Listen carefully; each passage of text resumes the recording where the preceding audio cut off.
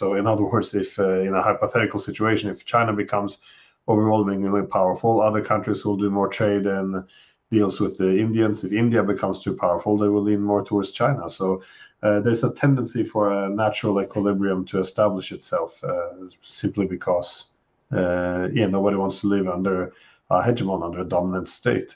So traditionally, we looked at balance of power in terms of military force. That is, if China's military is strong, then the military of Russia might align with the military of India. But this is in the economic or the geoeconomical world.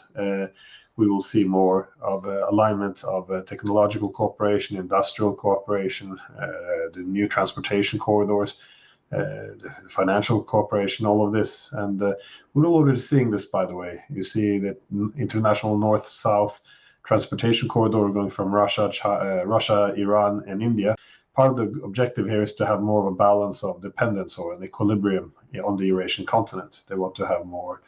This is not just a transportation corridor, which is much faster and cheaper than the Suez alternative, but it's also contributes to reshaping some of the supply chains, some of the financial cooperation. So the Chinese aren't opposing it, by the way, because they're not trying to assert hegemony. So they're not.